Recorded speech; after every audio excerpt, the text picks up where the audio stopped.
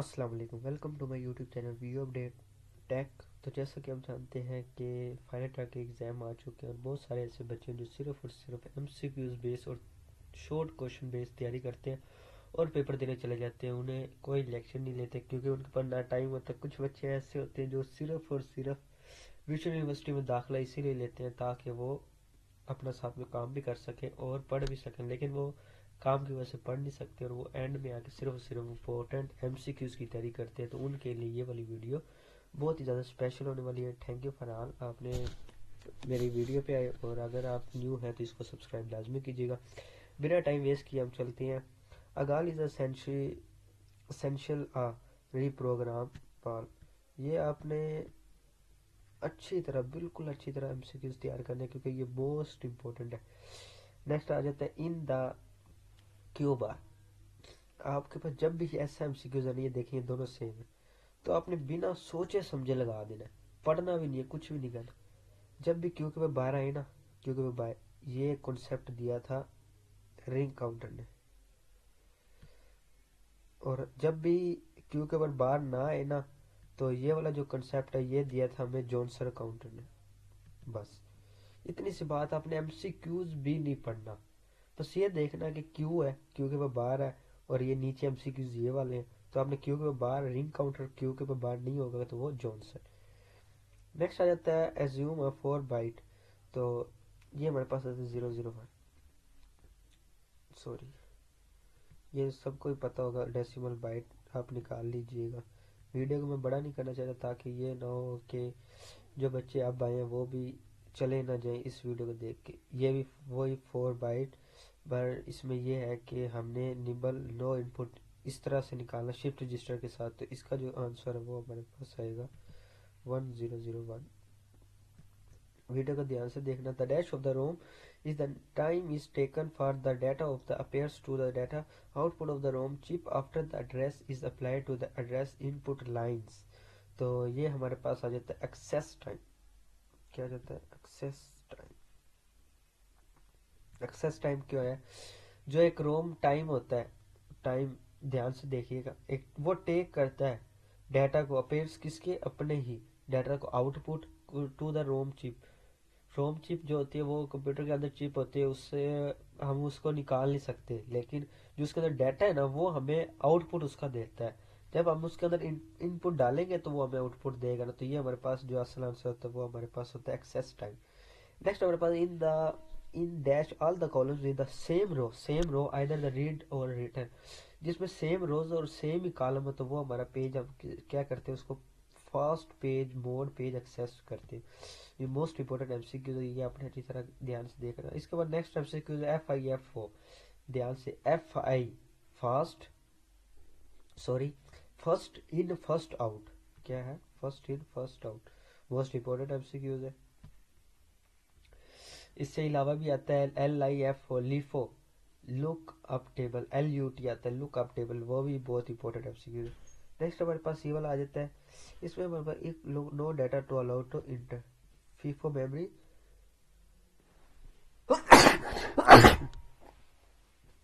तो ये हमारे पास it is not log data allowed in the enter. Next हमारे पास ये डायग्राम आ जाती है। ये डायग्राम में हमें बताया गया कि ये डायग्राम किसकी है, और तो ये हमारे पास 3 बाइट है, तो ये हमारे पास इसके अंदर आ जाता है and.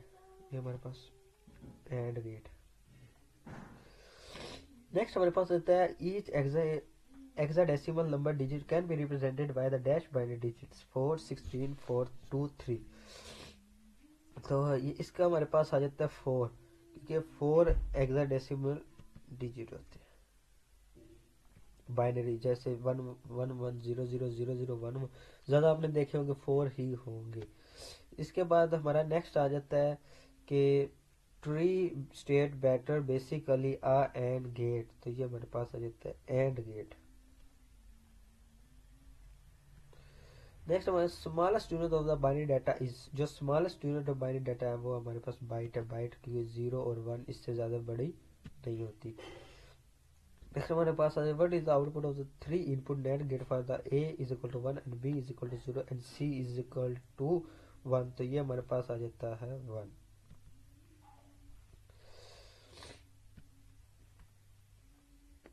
The hours counter is implement using, तो इसके हमारे पास आ जाता है मोड 10, और क्योंकि एक आवर 60 मल्टीप्लाई बाय 10 आप करके देख लें, ये आएगा 60 मिनट्स। एक आवर को उन्होंने पूछा एक आवर में 60 मिनट होती है, तो 6 काउंट हो गई और 10 मोड होता है, तो ये हमारे पास आ जाएगा 60 मिनट। नेक्स्ट हमारे पास आ जाता है in the binary weighted D A converted to the reaction on the inputs.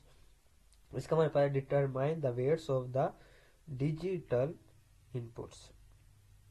इसका करेक्ट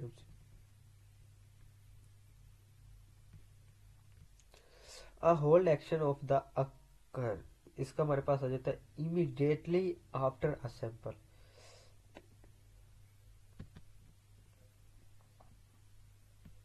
LUT लुकअप टेबल, आपको ऊपर में बता के भी आया था कि ये भी मोस्ट इम्पोर्टेंट MCQs है।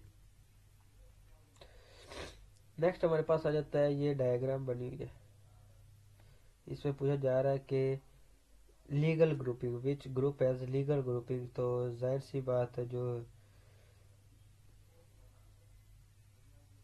सॉरी, तो इसमें हमारे पास जो है वो के मैप है, और जो हमारे पास डिटेल्स दी गई है, तो इस हिसाब से हमारे पास जो लीगल है वो आता है ए। पहली बात इसमें ऑप्शन आना ही नहीं चाहिए था, इधर नन ऑफ आना था, नन। लेकिन मुझे इसका ए लग रहा है यार, लेकिन है ना आपने यार इसको चेक करके मुझे भी बताना कि इसका असल आंसर क्या था, क्योंकि इसमें मैं भी कंफ्यूज हूँ। TLC बेस्ड DC सप्लाई वाला 5 वोट्स, ये तो बड़ा इंपॉर्टेंट है, और ये जहाँ पे भी आएगा आपने उधर कितने वोट देने हैं, 5 ही देने हैं। CMOS series is the characterized by switch speeds and the power dissipation compared to the 5 watt composed. The fast very low, fast very low। इसके बाद हमारे शुरू हो जाते हैं क्वेश्चंस। अब क्वेश्चन क्या है, सबसे पहला स्टेट रिडक्शन, ये मैं आपके साथ शेयर करता हूँ। स्टेट रिडक्शन क्या है, सॉरी एक मिनट। स्टेट रिडक्शन हमारे पास है, ये वो प्रोसेस होता है जो मैं आपके साथ शेयर भी करता। स्टेट प्रोडक्शन वो प्रोसेस होता है जो टेक्निक्स को यूज करता है फिनाइट स्टेट मशीन्स में to minimise the number of states migrating एवेलेट states without changing the external behaviour of the machine. Machine के जो अंदर वाले इसके होते हैं उसको बिना बिहेवियर यानी चेंज किए द रिडक्शन का improve the efficiency of the system, system को इम्प्रूव करता है। नेक्स्ट हमारे पास आ जाता है क्वांटिजेशन। अब क्वांटिजेशन क्या है ये मैं आपके साथ शेयर करता हूँ।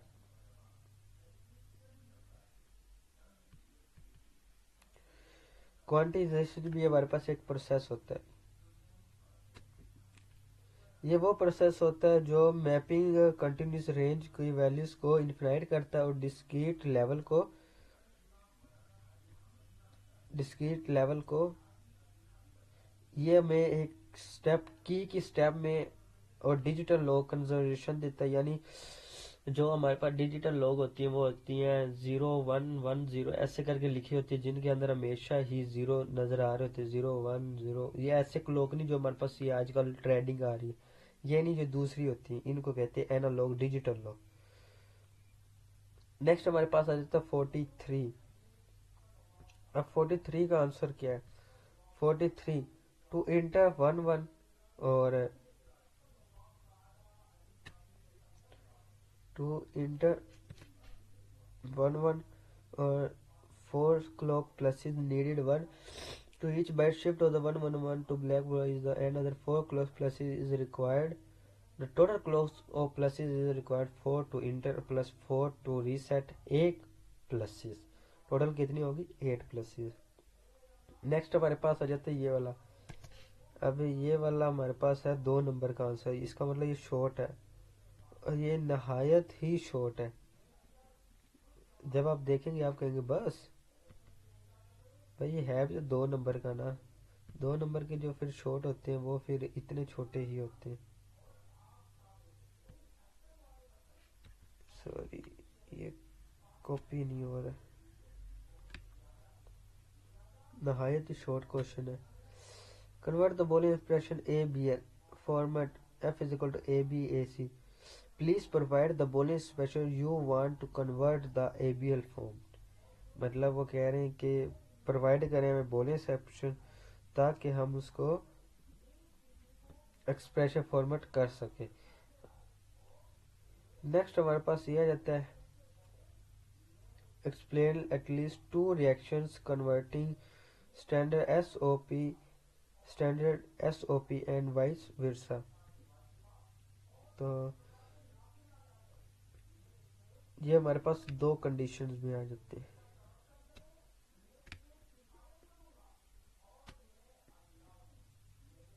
सबसे पहले condition optimise for circuit design और सेकंड कंडीशन है एड्स ऑफ सिंपलीफाई। अगर आप इतना भी लिख देंगे जब भी ये ठीक हो सकता है, लेकिन इन्होंने जब पूछा ना टू रीजन फिर आपको इसको बताना पड़ेगा। जो स्टैंडर्ड पी ओ एस होता है प्रोडक्ट ऑफ सम होता है, वो सम ऑफ प्रोडक्ट होता है और vice way they depend on the number of gets connection. ये गेट के जो कनेक्शन होता है उन पे डिपेंड करता है। Errors of simplification depending of the K map to table. One form SOP or POS might be either to simplify reading to more efficient representation of the logic function. Next हमारे पास last है कि मेरी तबीयत भी ख़राब है और काफ़ी देर हो गई है। वह वीडियो भी ज़्यादा बड़ी हो जाए तो बच्चे देखते रहिए। फिर मेरे लिए ये ज़रूरी नहीं होता कि फुल करवाना, मेरे लिए ये ज़रूरी है कि बच्चे वीडियो को छोड़ के जाए ना, ये हो कि वो पूरी वीडियो देखें अच्छे से। Provide some of the guidelines is selection for the statement. कुछ ऐसी गाइडलाइंस दें असाइनमेंट स्टेबल असाइनमेंट्स की। तो पहले नंबर पे आता है minimise stable variables. Choose state assignments the minimise number of flip flop required to the represent all the states. दूसरे नंबर पर आता है simplify logic design assign state in way that reduce the number of logic gates required to the implement of the system। आगे आता है ensure predictable transaction। assign states such as adjustment states to the diagram corresponding animals। changing the binary codes reduce reduction error। चलिए यार आपके साथ पूरी video ही share कर देते हैं, बाद में ये ना हो कि आपके ये वाला सर इम्पोर्टेंट था, ये वाला आ गया था, आपने ये वाला नहीं करवाया। तो मैं आपके साथ पूरी वीडियो चलो शेयर कर देता हूँ।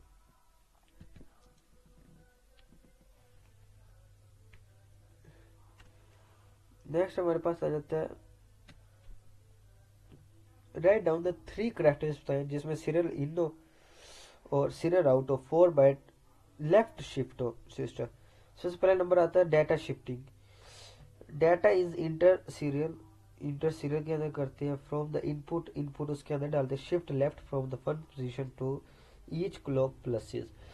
मतलब वो कोई भी डाटा है जिसको पहले तो हम उसको इनपुट करेंगे, कोई भी पीसी वगैरह कंप्यूटर लैपटॉप मोबाइल सबसे पहले तो हम उसको डाटा देंगे, ट्रांसफर करेंगे या प्रोवाइड करेंगे, जब जाके वो हम उसका आउटपुट देगा या उसको हम ट्रांसफर कर सकते हैं, लेफ्ट टू राइट कर सकते हैं, शिफ्ट कर सकते हैं, लेकिन उससे पहले उसको नहीं कर सकते। उसके बाद आता है storage capacity. The register of can store up 4 bytes data at the time. Storage capacity यह होता है कि register can store up 4 bytes data, यानी इतना डाटा हो जो 4 बाइट्स से अबव हो, उसको हम उसका डाटा कैपेसिटी कहते हैं। Sequentially data out the store data जो होते हैं उसको शिफ्ट करें out serial on 1 byte at a time, एक टाइम में एक ही byte, starting from the most significant byte. Next हमारे पास आ जाता है 48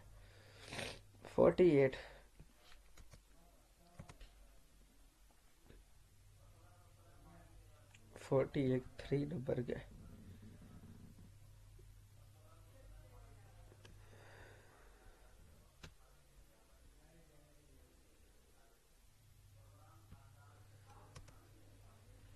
What is the byte storage capacity of ROM with a 512 multiplied by 8 organization?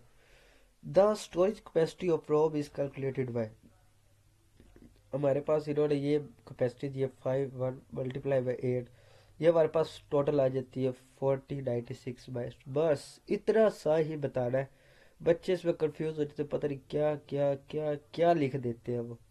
सिर्फ ऐसे उन्होंने ये पूछा है कि what is the byte storage capacity of the ROM with in 512 multiply by 8 organisation में कितनी होती है, तो इतनी होती है। बच्चे कभी क्या लिखेंगे, कभी क्या लिखेंगे, कभी क्या। छोटे छोटे सवाल होते हैं, बच्चे कंफ्यूज हो जाते हैं। अब ये नेक्स्ट है डिफरेंस बिटवीन मेमोरी कैपेसिटी और मेमोरी डेंसिटी। अब ये है 5 नंबर का, 5 नंबर का है तो फिर बड़ा भी होगा। बच्चे शॉर्ट में भी उसको इतना बड़ा कर देते हैं, एक तो अपना टाइम वेस्ट करते हैं, 1.5 आवर का वो होता है पेपर होता है, फिर भी अपना टाइम वेस्ट कर देते हैं।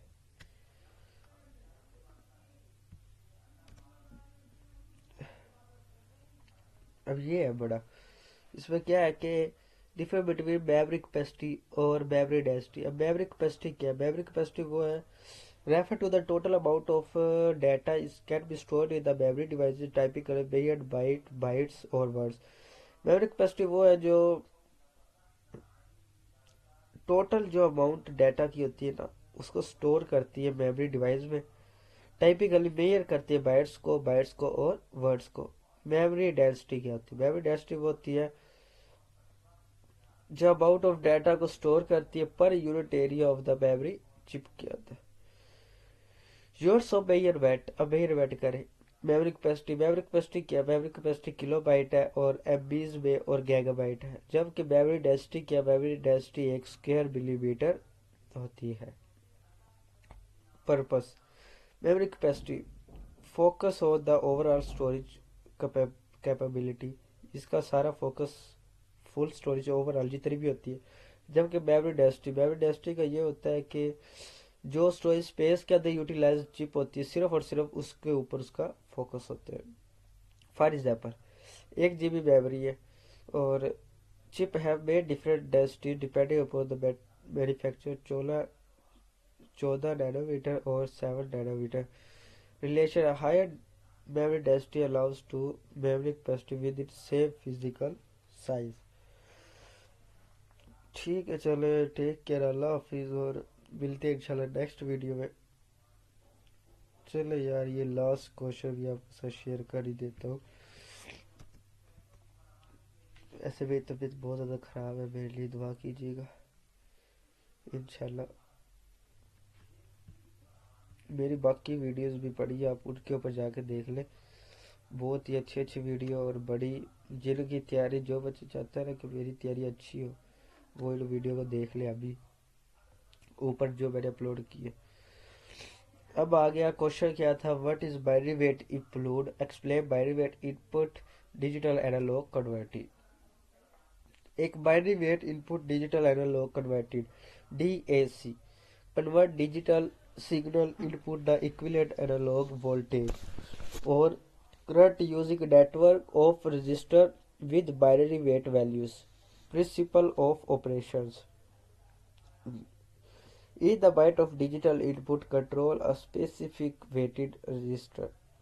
आप इसको ऐसा करें, इसका स्क्रीनशॉट ले लें या फिर मैं वीडियो को इधर रोक देता हूँ, आप इसको खुद ही पढ़ लें। मेरी तबीयत बहुत ज़्यादा ख़राब हो रही। चलिए आप इसका स्क्रीनशॉट ले लें। टेक केयर, अल्लाह हाफिज़। और ये वाला क्वेश्चन भी अच्छी तरह पढ़ लीजिए, शायद ये ना हो कि ये वाला इम्पोर्टेंट ही हो। टेक केयर, अल्लाह।